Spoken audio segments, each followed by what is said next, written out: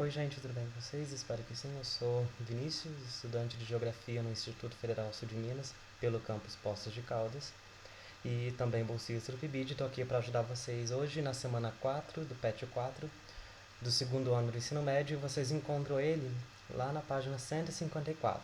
O tema é Globalização e Fragmentação 3. Bom, para concluir finalmente esses três tópicos sobre a fragmentação, hoje eu vou conversar com vocês sobre um dos principais conflitos que também tem rolado ultimamente e que diz respeito a esse povo chamado os curdos.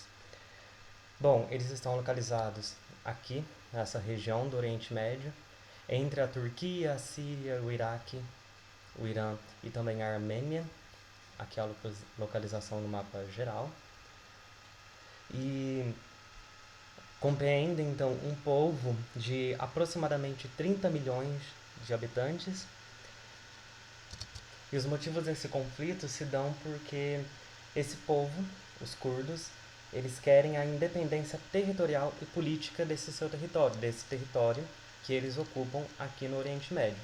Então eles querem essa independência para ter ali a sua própria autonomia, suas próprias leis que regem ali o seu povo. Bom, então eles são caracterizados por ser aí uma nação sem Estado. O que seria isso? São dois termos bem importantes, né? Nação seria ali o sentido de identidade que une os povos. Já o Estado seria todo aquele território ocupado por uma determinada nação e colocando ele sobre aquele território suas próprias leis, os seus próprios regimes.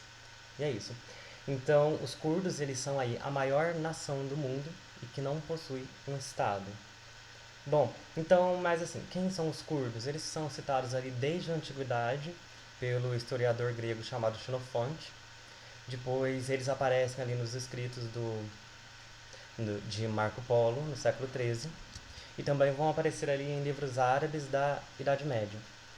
Além disso, um dos grandes líderes muçulmanos, uma curiosidade, durante as cruzadas, ele também pertencia a essa etnia curda.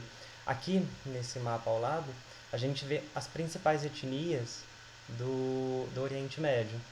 Então, os curdos, eles são a etnia, a maior etnia do Oriente Médio, ficando atrás aí dos árabes, dos turcos e dos persas. Depois vem os judeus e outras etnias. Bom, a ocupação curda no Oriente Médio, pegando aqui novamente aquele mapa que eu já mostrei, ela se dá aí por cerca de... Ela vem aí desde 4.000 anos antes de Cristo. Além disso, como eu já disse, conta com cerca de 30 milhões de pessoas. E a maior parte da população está concentrada na Turquia. Sendo esse, então, um dos principais motivos que levam os curdos a entrarem em conflito principalmente com a Turquia. Mas a gente vai ver que eles também disputam ali bastante, tem bastante conflito com o Iraque. Bom, avançando. Esse povo curdo ali após a Primeira Guerra Mundial, entre 1914 e 1918, e a derrota do Império Otomano, que se deu ali definitivamente, né, em 1922, eles vão ser abordados nesse tratado que se chama Tratado de Sèvres, que é assinado lá em 1920, pouco antes ali da queda do Império. Ele vai ser assinado pelos países ocidentais, que saem vitoriosos aí da Primeira Guerra Mundial, dividindo aí esse Império Otomano. Então a gente tem todo o Império Otomano e aqui nós temos as divisões, as delimitações. Então toda essa área aqui que está meio listrada pertence aqui aos povos curdos. Então, observação, no Tratado de Sèvres, em 1920, os curdos estavam tendo um território delimitado. Então eles estavam tendo aqui a delimitação do seu estado, uma previsão do que poderia ser ali o estado do Kurdistão, o estado do Kurdistão, que eles vêm lutando aí desde o início do século XX para ter. Mas essa previsão ela vai ser quebrada porque 3 anos depois, lá em 1923, no Tratado de Lausanne, que vai delimitar os limites da Turquia, prestem atenção que o território que seria ocupado aqui pelos curdos, delimitados aí para esse estado do Kurdistão, são todos anexados dentro do território da Turquia. Então a gente tem aqui nesse tratado uma ignorância por parte das nações, das potências, em delimitar um estado turco, um estado curdo, perdão. Bom, então vou passar a falar aqui dos principais conflitos que há nessa região.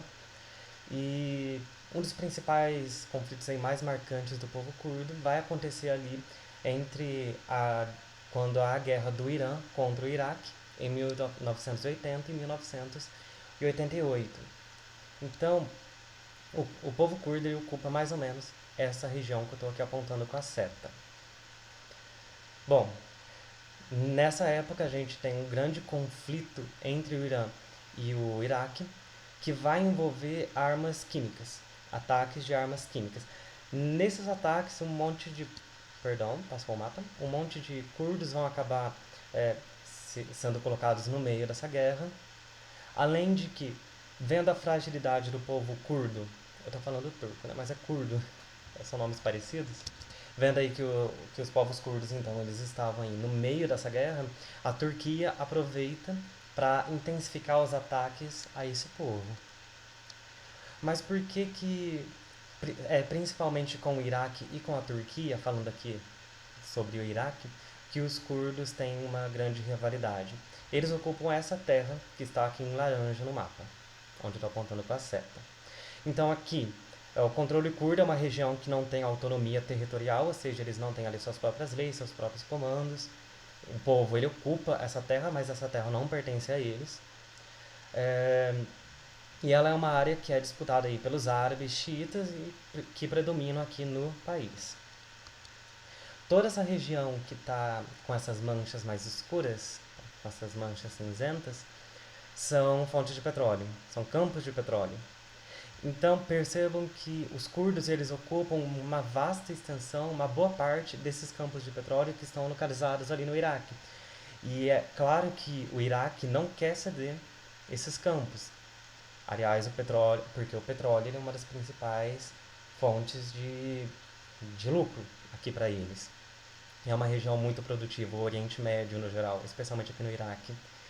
Então, é claro que eles vão lutar para manter esse território anexado a eles.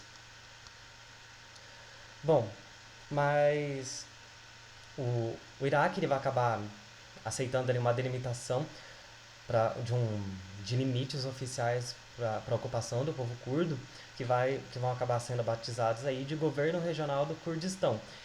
Mas aquilo é uma área autônoma, ainda anexada ao Iraque, não pertence aos curdos, propriamente ditos, ok? Então, até hoje, ainda existe conflitos aqui entre os curdos e o Iraque. Bom, antes de falar aqui do Partido dos Trabalhadores Curdos, vou avançar só para poder falar do conflito curdo-turco. Por quê? Porque a principal rivalidade dos curdos vai ser com os turcos. Esse aqui é todo o território da Turquia, e toda essa área aqui em laranja é a área ocupada pelos curdos, pelo povo ali que quer fundar o seu Estado-nação, que eles querem chamar aí de Kurdistão. Então percebam que esse povo eles ocupam uma área muito extensa da Turquia. E é claro que a Turquia não quer perder esse território que foi delimitado ali para eles lá naquele Tratado de Lausanne, né, lá em 1923.